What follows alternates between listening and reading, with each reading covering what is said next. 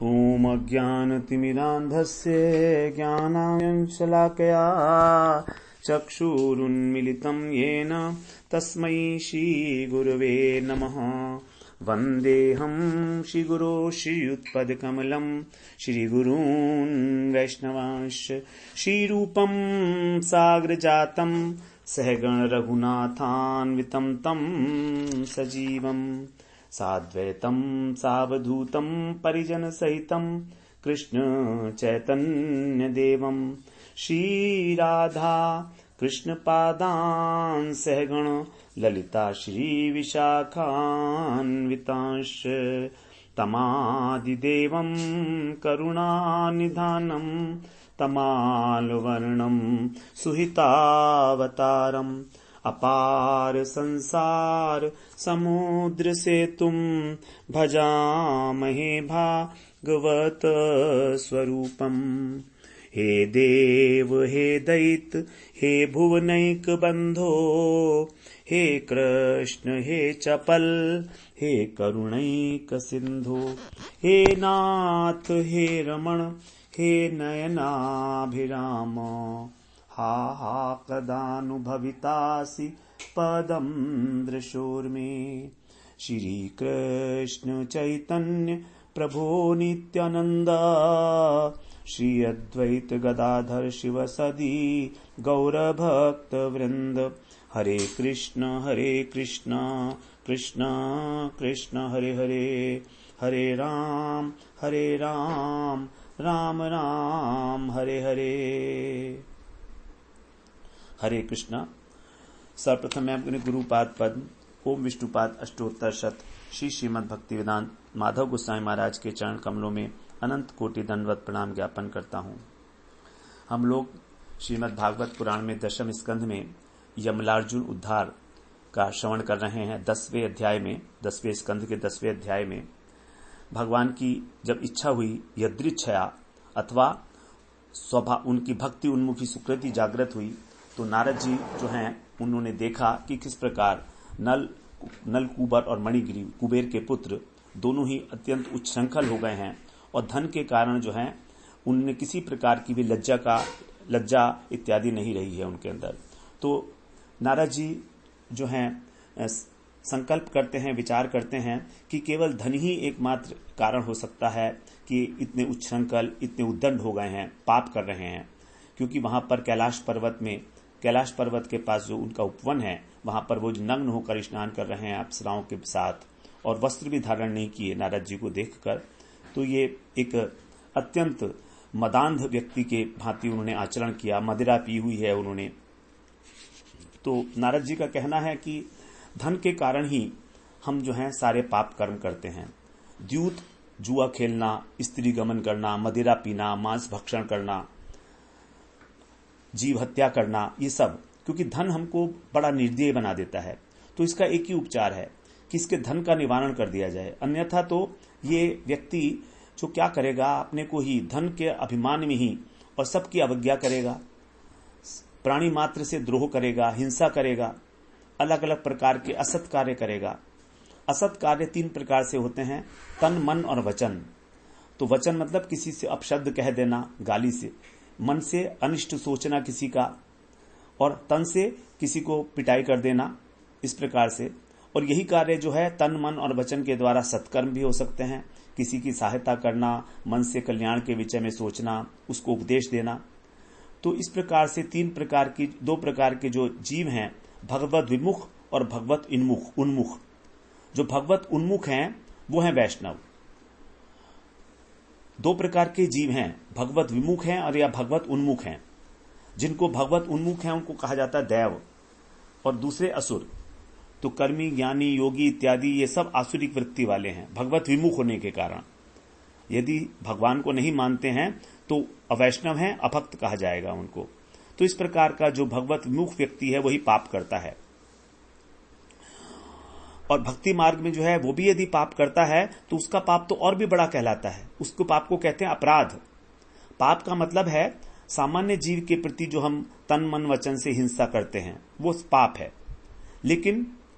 लेकिन यदि यही हिंसा तन मन और वचन से किसी ऐसे मनुष्य के प्रति की जाए जो भगवान का भजन कर रहा है, तो उसको अपराध कहा जाएगा। क्रियाएं दोनों में समान हैं, लेकिन अपराध के अंदर क्या हुआ है? अपगत राध, अर्थात भगवान की प्रीति, राध माने प्रीति, संतुष्टि, वो गत माने दूर हो गई, अर्थात जिसके करने से हम पर भगवान की जो कृपा हो रही थी, संतुष्टि हो रही थी, वो दूर चली गई, तो हमारा भजन चौपट हो जाएगा। यदि हम अपराध करते हैं भजन करते करते, तो हमारा, देखिए कुछ समय बाद बहुत सारे लोग होते हैं जो भजन करना छोड़ देते हैं। इसका कारण यही है क्योंकि उनसे अपराध बन पड़ा है, तो भक्ति उनसे रूठ जाती है। तो इस प्रकार से हमें जो है, और जो भक्त होते हैं उन्हीं की भगवान रक्षा करते हैं। जो असत हैं, जो दुष्ट हैं, उनकी रक्षा क्यों करेंगे? क्योंकि जैसे पिता के दो पुत्र आज्ञाकारी है और एक दुष्ट है, तो पिता जो है उसी की रक्षा करेगा जो आज्ञाकारी पुत्र है, और जो दुष्ट है उसके लिए कुछ भी नहीं करेगा पिता, उसको नहीं छुपाए, उसको नहीं बचाने की चेष्टा करेगा। इस प्रकार से जो हमारा पाप का संबंध बताते हैं शरीर से, देह धर्म में जो प्रतिष्ठित है, और अपराध का संबंध है आत्मा से, क्योंकि आत्मा की वृत्ति है भक्ति, इसलिए अपराध से हमारी भक्ति दूर हो जाती है। और पाप का संबंध है शरीर से, तो जो पाप किया गया उसके लिए शास्त्रों में प्रायश्चित का विधान किया गया है।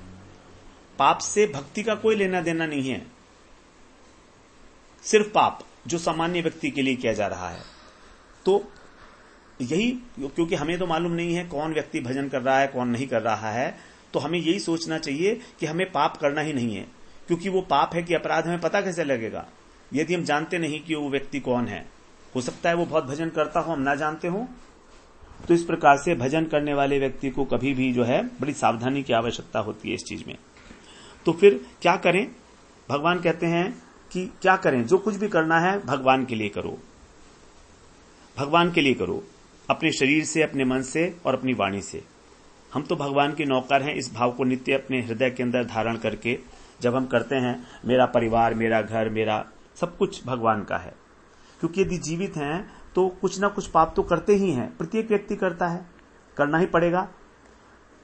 झाड़ू लगाएंगे तो पाप लगेगा, ओखली के अंदर धान कूटेंगे तो पाप लगेगा, पानी पिएंगे तो पाप लगेगा, भोजन चाहिए, अंगीठी जलाएंगे तो पाप लगेगा, कीड़े मकोड़े मरेंगे, तो ये पाप। तो फिर इसीलिए हमको जो कुछ भी करना है वो सब भगवान के लिए करते रहना। तो यहां पर अब नारद जी का विचार है कि इनको हमें दंड देना है, और दंड देने का एक ही तरीका है कि इनको इस बात का अनुभव हो कि दूसरे को कष्ट जब होता है तो उसे कैसा लगता है। जैसे जो कांटा जिसके चुभा है वही जानता है कि कांटे की चुभन क्या होती है, जो दरिद्र है वही ये जानता है कि दरिद्रता कितना बड़ा अभिशाप है। ना वस्त्र मिलते हैं, ना अपना पालन पोषण करता है, ना परिवार वालों का पोषण करता है। किस प्रकार से वो रात को सो भी नहीं पाता है इतनी चिंता में, भूख के कारण नींद नहीं आती है, ठंड के कारण नींद नहीं आती है गरीब व्यक्ति को। तो उसका अनुभव वही करेगा जिसने कभी गरीबी को अनुभव किया है। तो इस प्रकार से नारद जी सोचते हैं कि जो कांटे को अनुभव कर चुका है उसकी पीड़ा को वही दूसरे के कष्ट को समझ सकता है। अब 15वें श्लोक में कह रहे हैं, दरिद्रो निरहंस स्तंभो मुक्त सर्वम दैरिह कृच्छम यदृच्छयाप्नोति तद्धि तस्य परम तपः। दरिद्रता को कह रहे हैं कि एक तपस्या है ये, निरहन स्तंभ, अर्थात जिसका ये अहंकार रूपी गर्व दूर हो गया है वो, और सर्व मदई, समस्त प्रकार से जो मद हैं, 4 प्रकार के जो मद बताए गए, जन्म, ऐश्वर्य, श्रुत, श्री, तो समस्त प्रकार के मदों से जो मुक्त है ऐसा दरिद्र व्यक्ति, यह यदृच्छया, अपने स्वभाव के ही स्वाभाविक रूप में ही, कृच्छम माने कष्ट, अर्थात उसको आहार नहीं मिलता, उसको वस्त्र नहीं मिलता, ऐसा जो अभाव है इनका, उसका जो कष्ट है उसको आपनोति माने प्राप्त करता है। उसको मिलेगा ही मिलेगा, क्योंकि उसके पास धन ही नहीं है, तो कैसे करेगा। और ही माने निश्चित रूप से ही, तस्य तत्, उसका, तत् माने वो जो कष्ट है वो परम तपः, वो उत्तम तपस्या है। अर्थात जिस प्रकार तपस्या हमको हमारे घमंड को खत्म करती है, उसी प्रकार दरिद्रता भी हमारे घमंड का, हमारे गर्व का नाश करती है। बड़ी सुंदर बात बताई है ये, क्योंकि तपस्वी भी इसी प्रकार से रहता है जैसे एक दरिद्र व्यक्ति। तपस्वी अपनी इच्छा से करता है, ना तो वो भोजन करता है, ना वो अपने शरीर की चिंता करता है, शरीर को तपाता है, बल्कि धूप में खड़े होकर। जब जाड़े होते हैं तब जो है ठंडे ठंडे पानी के अंदर जो है स्नान करता है, माघ के महीने में जाकर बिल्कुल ठंडे पानी में। और ग्रीष्म ऋतु के अंदर धूप के अंदर खड़ा हो जाता है, तपते हुए फर्श पर, तपते हुए बालू पर, तो अपने शरीर को तपाता है। वो क्यों करता है? क्योंकि तप से भी हमारा जो अहंकार है वो नष्ट होता है। तो यही बात की जा रही है यहां कि तपस्या की भांति दरिद्रता अहंकार को नष्ट करती है, क्योंकि मुक्ति के लिए तपस्या भी एक साधन बताई गई है। अष्टांग योग के अंदर तपस्या की जाती है। बड़े बड़े तपस्वी होते हैं तो वो इस प्रकार से अपनी जो उनका देहाशक्ति है उसको नाश करते हैं।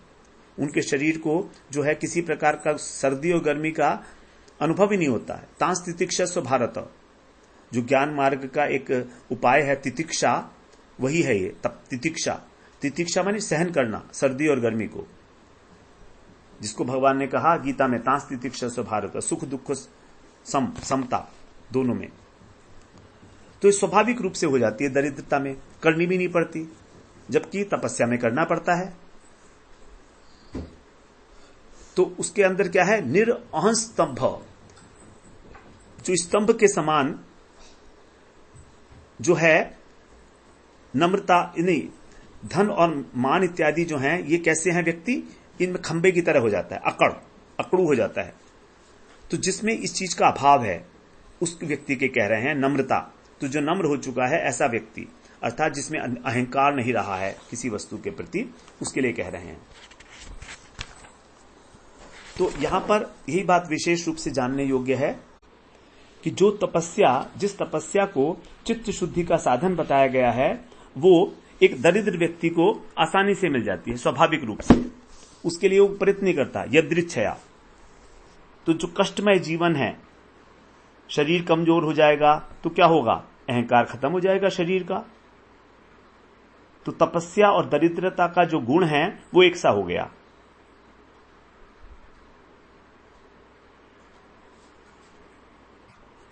इसीलिए कहा जाता है कि यदि हमें भजन करते करते कभी हमारा तिरस्कार होता है, अपमान होता है, तो हमारी भक्ति के अंदर बहुत तेजी के साथ प्रगति होती है। महाप्रभु ने यही कहा है, अमाने ना मान देन कीर्तनीय सदारी। मान देन, दूसरे को मान देना है स्वयं अमानी रहकर। और यदि किसी प्रकार से हमें अपमान मिले तो हमें उसको अपना ही जो है विपाक समझकर, पूर्व जन्म का कोई पाप समझकर उसमें भगवान की कृपा का दर्शन करते हुए उसे स्वीकार करना है, बिना किसी प्रतिकार के, बिना किसी प्रतिक्रिया किए। कोई रिएक्शन नहीं है। तो बाह्य रूप से दरिद्र को भी तिरस्कार मिलता है, और तपस्या जो है वो तो एक अष्टांग योग का साधन हो गया। तो दोनों बाह्य रूप से एक से हैं, दोनों को भूख लगी है, दोनों भूख से पीड़ित हैं।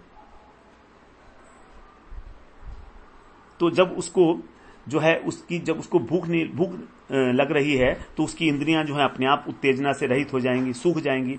ऐसी स्थिति में वो हिंसा क्या करेगा? ऐसी स्थिति में लड़ने झगड़ने की तो हिम्मत ही नहीं रही, क्षमता ही नहीं रही, क्योंकि इंद्रियां निस्तेज हो गई हैं। क्योंकि भोजन का संबंध है इंद्रियों से। यदि पेट भरा हो तभी हमारे जो है कुसंस्कार जागृत होने की संभावना रहती है। अगर निराहारी है, खाया ही नहीं है उसने, तो उसके अंदर यदि किसी प्रकार की इच्छा भी पैदा होती है तो उसको कैसे पूरा करेगा? हिम्मत ही नहीं है, भोग ही नहीं कर पाएगा। इस प्रकार से यहां पर बताया गया तपस्या को और निर्धनता को। अब 16वें श्लोक में कह रहे हैं, नित्यं क्षुत क्षाम देहस्य दरिद्रस्यान्न कांक्षिण इंद्रियाण्यनुशुष्यन्ति हिंसापि विनिवर्तते। वही बात कह जा रहा है कि जब जो समानता क्या है दोनों के अंदर वो बता रहे हैं। नित्यम क्षुत क्षाम देहस्य, नित्य माने नित्य ही, हमेशा वो भूख से पीड़ित हैं और उनका जो शरीर है वो अत्यंत जीर्ण शीर्ण हो गया है। क्षाम देहस्य, तो ऐसी देह वाले अन्न कांक्षिण हैं, भोजन की आकांक्षा करने वाले कि हमको कहीं से भोजन मिल जाए। दरिद्रस्य दरिद्र की जो इंद्रियां हैं वो अनुशुष्यंती, सूख जाती हैं, उनमें कोई उत्तेजना नहीं रहती। हिंसा भी विनिवर्तते, और हिंसा प्रवृत्ति भी उनकी दूर हो जाती है। दुर्बल शरीर होने के कारण उनकी इंद्रियां जो हैं उत्तेजना शून्य हो जाती हैं और वो हिंसा इत्यादि भी से निवृत्त हो जाते हैं। करने के प्रयास नहीं कर रहे हैं लेकिन अपने आप हो जाते हैं। यद्यपि ये बहुत अच्छी बात नहीं है, क्योंकि कभी ना कभी जब पेट भरेगा तो फिर दोबारा से उनकी इंद्रियां प्रबल हो जाएंगी, तो फिर दोबारा से वही उल्टे सीधे काम करेंगे वो।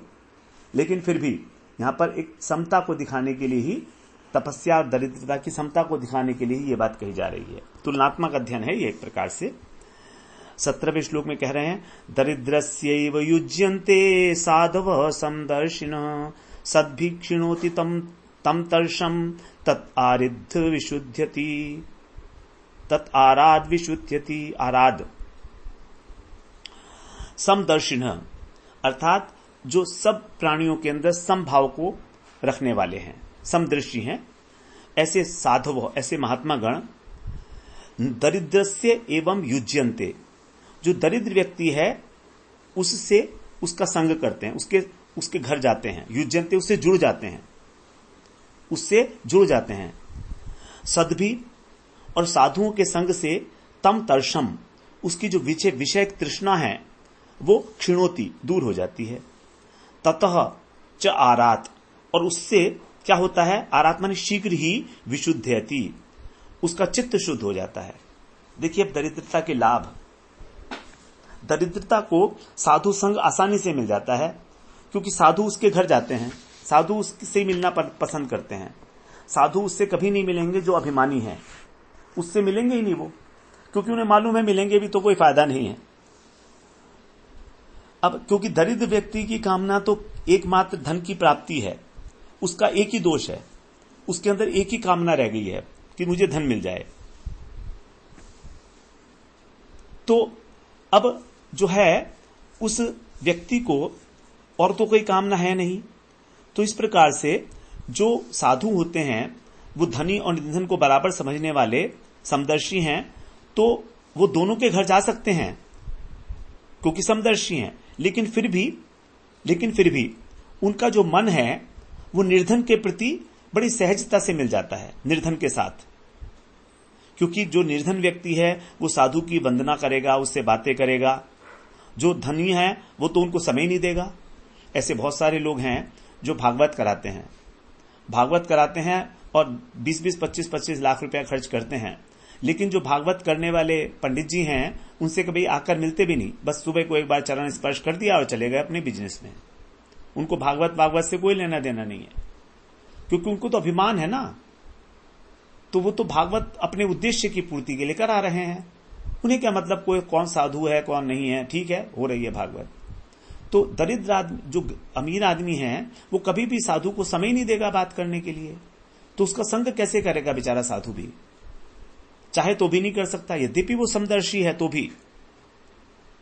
तो साधु के साथ जो है गरीब व्यक्ति संभाषण करता है, और संभाषण करता है धीरे धीरे तो उसके अंदर आसक्ति हो जाती है, उसकी सेवा करता है, उसके पास बेचारे के जो कुछ भी है वो उसको समर्पित करता है।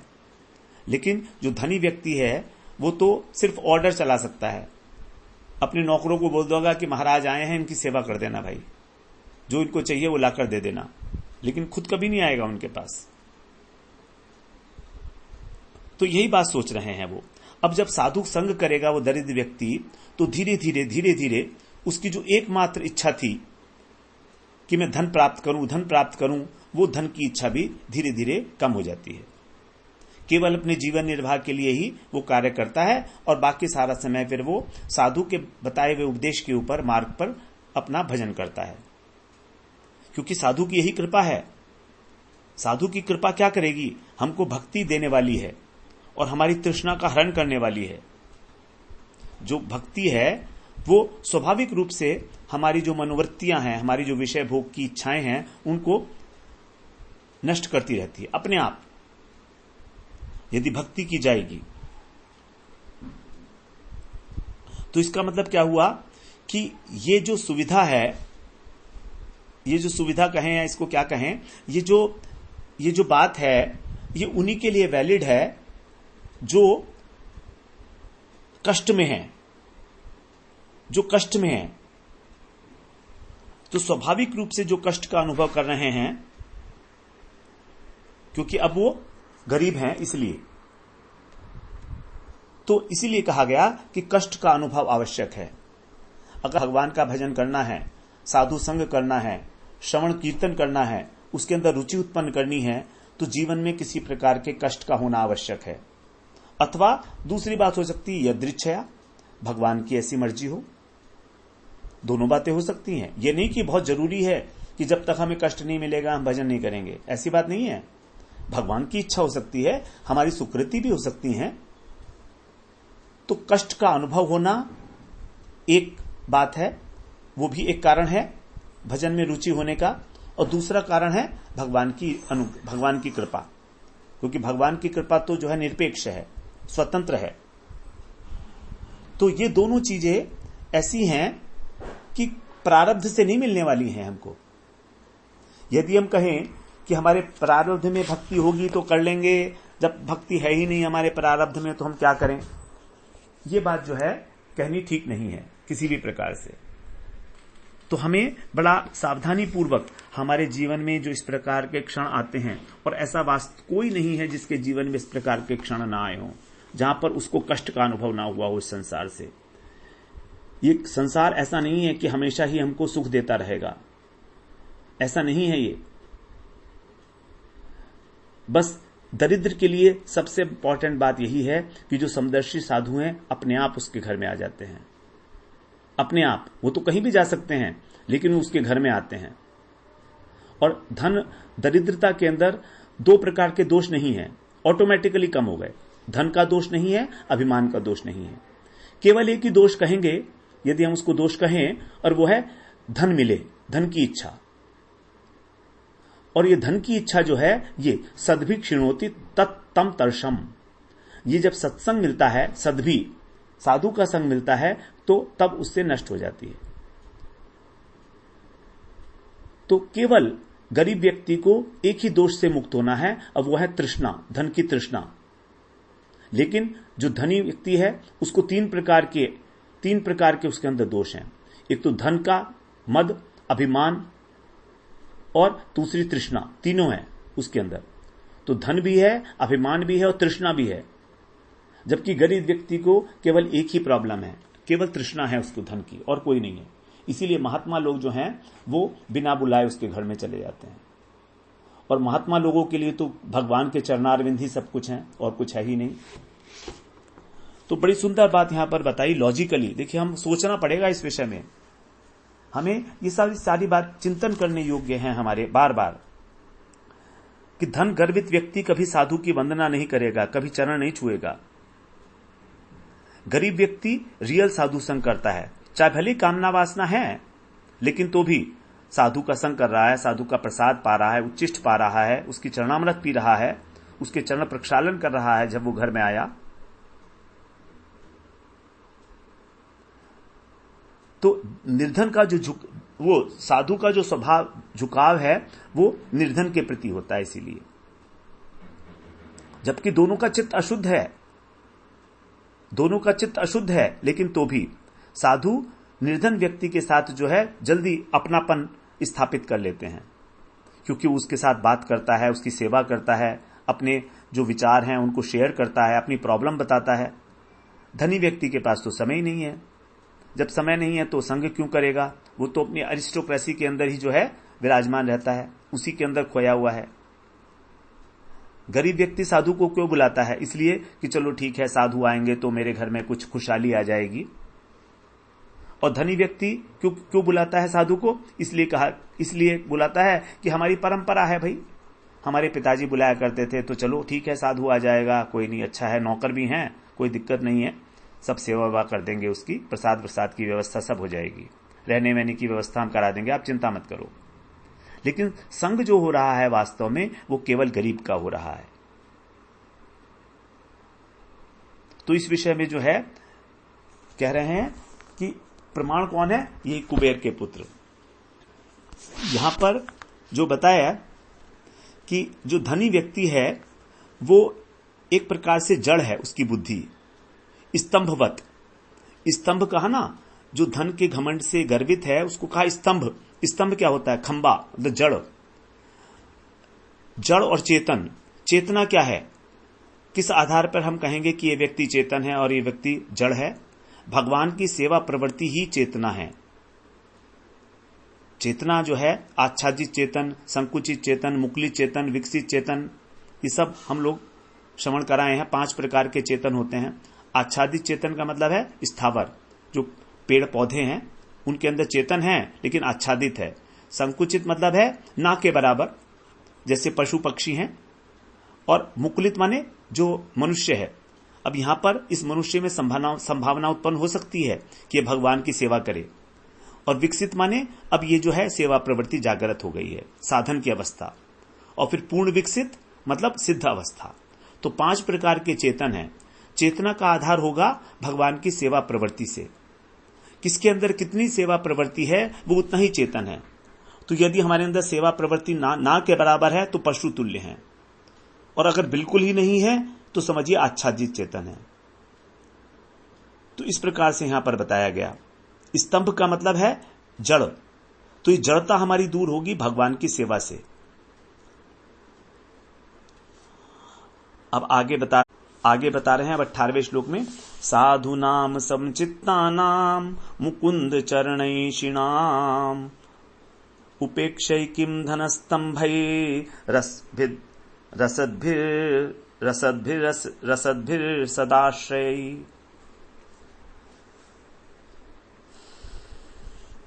तो यहां पर एक जो है एक पक्ष उठाया जा रहा है, प्रतिपक्ष कह रहा है कि यदि कहें कि साधु व्यक्ति तो धनी लोगों के पास जाते हैं, ऐसा देखा जाता है, तो कह रहे नहीं, ऐसा नहीं है। साधु नाम समचित्ता नाम, अर्थात उनकी जो चित्तवृत्ति है वो सम है, समता को प्राप्त है, समदर्शी हैं साधु, जो रियल महापुरुष हैं। और वे कहां हैं? उनकी चित्तवृत्ति कहां लगी हुई है? मुकुंद चरणै श्रीणाम, मुकुंद के चरणों की प्राप्ति करने में। जिन केवल उद्देश्य उनका एक ही है कि किस प्रकार भगवान के चरणों की प्राप्ति की जाए, वही साधु हैं। जो केवल धन को देखते हैं वो साधु नहीं कहलाए जा सकते। तो मुकुंद चरणै शिशाम, मुकुंद के चरणों की प्राप्ति करना, इसी अभिलाषा के द्वारा भजन करना, यही है साधु का स्वभाव। उपेक्षै किम, तो वो तो केवल मुकुंद के चरणों का मकरंद पान करना चाहते हैं, सेवा प्राप्त करना चाहते हैं। ऐसे साधुओं को जो है वो उपेक्षै किम धन स्तंभई, जो धन स्तंभई हैं, अर्थात जिन धन के द्वारा जिनकी वृत्ति जड़ता को प्राप्त हो चुकी है, धन से गर्वित हैं, ऐसे असद आश्रय, ऐसे जो असद वस्तु का आश्रय लिए हैं, दुष्ट संग परायण हैं, ऐसे व्यक्ति को वो उपेक्षई, दूर से ही परित्याग कर देते हैं, उपेक्षा कर देते हैं। असद भी किम, ऐसे व्यक्तियों से जो असद भी हैं, अर्थात जो असाधु हैं, उनसे किम, उन्हें क्या प्रयोजन? साधुओं को क्या प्रयोजन? साधु क्या करेंगे उनके पास जाकर? तो साधु जो हैं वो धन की प्राप्ति का उद्देश्य नहीं होता उनके अंदर कभी भी। इसलिए वो धन के मत से जो अहंकारी व्यक्ति हैं उनके साथ उनका संयोग की संभावना ही नहीं है, उनका कोई प्रयोजन ही नहीं है उनसे, क्योंकि वो तो असत वस्तु का आश्रय लिए हैं। असत वस्तु है संसार और सत वस्तु है भगवान।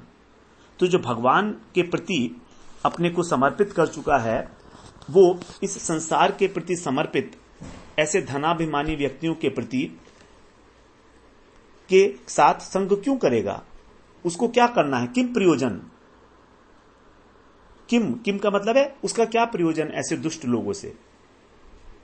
वो तो उनकी उपेक्षा कर देता है। तो अवैष्णव और धनी व्यक्ति हमेशा उनकी उपेक्षा के पात्र हैं, जबकि जो गर्व रहित है, दरिद्र है, वैष्णव सेवा परायण है, उसके साथ उस समदर्शी साधु का संग हो जाता है। आसानी के साथ वो उसके साथ रैपर्ट डेवलप कर लेता है। एक होता है रैपर्ट डेवलप करना, उसके साथ अपनापन। तो यहां पर कहा गया दुष्ट संग परायण, जो दुष्ट संग परायण है। तो यहां पर दुष्ट संग परायण का मतलब तो असत वस्तु का, दुष्ट व्यक्ति का जो है संग करना है, लेकिन जो स्थान जहां पर दुष्ट लोग रहते हैं उसका संग करना भी हमारे लिए जो है नितांत हानिकारक है, क्योंकि उसका भी हमारे ऊपर मानसिक प्रभाव पड़ता है। हमें उस स्थान का भी परित्याग कर देना चाहिए जहां पर दुष्टतापूर्ण कार्य होते हैं, असत कार्य होते हैं, तामसिक कार्य होते हैं, जहां पर जुआ खेला जाता है, स्त्री संग होता है, शराब पी जाती है। उस स्थान पर हमको नहीं रहना चाहिए, क्योंकि वो स्थान भी उसी प्रकार से वो वहां पर जो है वो दोषपूर्ण हो जाता है और हमारे मन के ऊपर उसका निश्चित रूप से प्रभाव पड़ेगा, क्योंकि दुष्ट स्थान पर दुष्ट लोग ही रहेंगे, कोई सत्पुरुष तो रहेगा नहीं। तो इस प्रकार के साधु लोग जो हैं ऐसे व्यक्तियों को और ऐसे स्थान को दूर से ही परित्याग कर देते हैं, क्योंकि उनको प्रयोजन ही नहीं है कोई। उनका प्रयोजन क्या है? उनका प्रयोजन तो ये है कि किसी प्रकार से भी जो इस जगत के जीव हैं उनका भी भगवान के चरणों में अनुराग हो जाए। अब जब जो असत व्यक्ति है उसमें अनुराग होने का कोई प्रश्न ही नहीं है, क्योंकि वो अभिमानी है, वो बात ही नहीं करता है, तो फिर उसका संग क्यों करेंगे? इसलिए दूर से ही उसको त्याग देते हैं। जैसे नंद बाबा के घर जब गर्गाचार्य आए थे तो उन्होंने कहा था, महद विचलनम नृणाम गृहीणाम दीन चेतसाम। जो साधु हैं, जो भ्रमण करते हैं घरों में, उनका एक ही कार्य है। वो कार्य क्या है कि सबकी बुद्धि को भगवान के प्रति ही लगा दिया जाए। उसका कल्याण करने के लिए वो उसके घर पर आते हैं, ना कि उसका धन लेने के लिए। और कोई कार्य नहीं है, ना अन्यथा कल्पते क्वचित, और कोई कारण नहीं है उसका निश्चय उसका कल्याण करने के लिए उसके घर पर आते हैं। तो जब प्रयोजन ही नहीं है तो उसको देखेंगे क्यों, उससे मिलेंगे क्यों? अब साधु क्या चाहता है कि जो इस प्रकार के हम लोग हैं, बद्ध जीव हैं, वो एकादशी सुने, एकादशी करें, भगवान की कथा सुने, भजन करें, हरि नाम करें। वो हमें देने के लिए घूमते हैं, हमसे लेने के लिए नहीं घूमते। अब धनी क्या लेगा उनसे, क्योंकि धनी के अंदर तो वैसे ही बहुत कचरा भरा पड़ा है, कचरा भरा पड़ा है उसके अंदर हृदय में, तो उसके पास तो कहीं जगह ही नहीं है। और जबकि साधु तो निश्चय ऐसा है, केवल कल्याण के लिए घूमते हैं। जो दीन चेतसाम, जो दीनहीन है, अर्थात जिनको सुनने की इच्छा है, कथा सुनने की, लेकिन मिल नहीं रही है, अत्यंत व्याकुल है कथा सुनने के लिए, भगवान का भजन करने के लिए। और जो महानास्तिक हैं उनके घर क्यों जाएंगे? इसीलिए जो गर्व रहित दरिद्र व्यक्ति है, सेवा परायण है, वही और निष्कपट है, वही वास्तव में साधु संग करता है। धनी व्यक्ति यदि वैष्णव सेवा करता भी है तो उसका कुछ ना कुछ एक स्वार्थ होता है, लेकिन गरीब व्यक्ति जो है उसका कोई स्वार्थ नहीं होता। अधिक से अधिक होगा भी तो ये सोचेगा कि चलो मेरे घर में कुछ खुशहाली आ जाएगी, साधु आएंगे तो धीरे धीरे कथा सुनते सुनते उसकी ये इच्छा भी जो है शांत कर देते हैं साधु अपनी वाणी के द्वारा।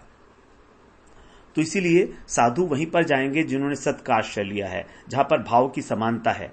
हम भी वहीं जाते हैं जहां हमारे किसी से भाव मिलते हैं, वहां हम जाते हैं, अन्यथा हम नहीं जाते। उसी से हम मित्रता करते हैं, सेम फ्रीक्वेंसी होती है। तो birds of like feathers flock together, जो एक से पंखों वाले पक्षी होते हैं वो एक साथ उड़ते हैं, जानते ही हैं हम। तो रामानुजाचार्य जी एक बार गांव में गए थे, 2 शिष्य थे उनके, एक तो जमींदार था और गरीब था। तो जमींदार जो है गुरु को अच्छा खिलाए पिलाए तो यथाभिमान उसको, और गरीब जो है वो उनके चरणों में ही लौट गया, पूरा का पूरा समर्पण कर दिया। तो भले चाहे अमीर शिष्य ने सेवा बहुत अच्छी प्रकार से की, लेकिन गरीब ने जो अपना सर्वस्व उनको समर्पण कर दिया। तो इस प्रकार से धनी मानी व्यक्ति जो है वो कभी भी निष्कपट भाव से सेवा नहीं कर सकता, उसका कुछ ना कुछ स्वार्थ उसके अंदर अंतर्निहित रहता है। अब आगे बता रहे हैं 19वें श्लोक में, तदहम मत्तयोर मध्व्या वारुण्या श्रीमदान्धयो तमो मदम हरिष्यामि स्त्रैणयोरजितात्मनुः। तत् अहम, इसलिए, तत् माने इसलिए, अहम माने मैं, मध्व्या जो माधवी नाम की वारुण्या मदिरा है, मदिरे का नाम बता रहे हैं मदिरा का, तो माधवी नाम की जो मदिरा है उसको पीकर मत हो गए हैं, और श्री मदान्धयो और धन के मद में अत्यंत घमंडी हैं। ऐसे स्त्रैण व्यक्ति होता है जो अपनी स्त्री के वश में होता है, उसको बोलते हैं स्त्रैण। जैसे हम लोगों ने श्रवण किया पहले पुरंजन के विषय में श्रवण किया कि वो अपनी पत्नी के वश में था, किस प्रकार से उसको नचाती थी। उसी प्रकार से हमने जो पुरूरवा था उसके विषय में श्रवण किया कि वो उर्वशी के वश में किस प्रकार हो गया था। स्त्रैण कहा जाता है उनको। तो स्त्रैणयो अजितात्मनो, जिसकी इंद्रियां जो हैं वो संयमित नहीं है, अजितेंद्रिय हैं, ऐसे जो युवावस्था को प्राप्त तमो मदम, तम के कारण अर्थात अज्ञान के कारण जिनका अहंकार है, उस अहंकार को, मद को हरिष्यामी, मैं दूर करूंगा।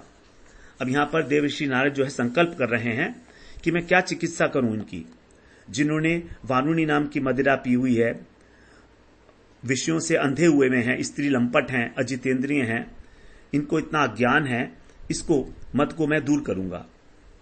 इस प्रकार से यहां पर उन्होंने संकल्प किया कि अब मुझे इसको नष्ट करना है।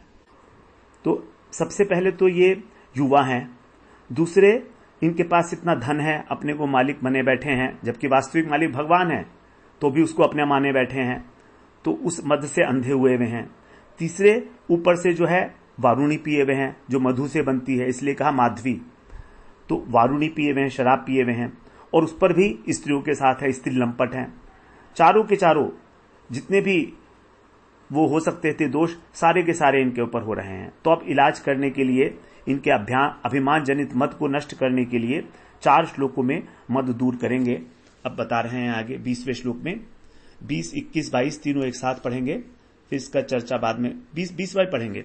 यदि मऊ लोकपालस्य पुत्रौ भूत्वा तमः प्लुतौ न विवास समात्मानं विजानीतः सुदुर्मदौ। यत माने जिससे, इमौ माने ये दोनों जो युवावस्था को प्राप्त हैं, लोकपालस्य, कुबेर जो है वो लोकपाल हैं, इंद्र, वरुण, कुबेर, यमराज इत्यादि ये सब लोकपाल हैं। तो इनके पुत्रों को, पुत्रों माने पुत्र, भूतवा माने होकर, और तमह प्लुतौ, तमह का मतलब मदिरा, मदिरा से ये बिल्कुल पिए हुए हैं, मत हुए में हैं, ऐसे सुदुर्मदौ, अत्यंत गर्वित, और आत्मानम, अपने शरीर को जो है विवाससम माने नग्न होकर भी, और न विजानीत, नहीं जान सके। ये जो हैं इस प्रकार का इनका व्यवहार है कि दोनों युवा हैं, पुत्र होकर भी मदिरा से मत होकर, गर्वित होकर, और बिना कपड़ों के अपने को नहीं जान सकते, अर्थात इनकी आत्मा अपने को आत्मा के रूप में नहीं जान पाए, केवल शरीर तृप्ति के लिए ही जी रहे हैं। उन्हें यह भी ज्ञान नहीं रहा है कि हम लोग अभी शरीर पर कोई वस्त्र धारण नहीं किया है। तो इस प्रकार ये जो है बिल्कुल खंबे की तरह से हो गए हैं। जैसे खंबा होता है, खंबे को शर्म थोड़ी लगती है। यदि मान लीजिए कोई मूर्ति खड़ी है, नग्न खड़ी है, तो उस मूर्ति को शर्म तो नहीं लगेगी, वो तो स्थावर है, वो तो जड़ है, उसको शर्म नहीं आएगी। इसी प्रकार से ये लोग भी बिल्कुल जड़ हैं। तो अब इन्हें यह भी पता नहीं है कि हम कुबेर के पुत्र हैं, हमने अपराध किया है।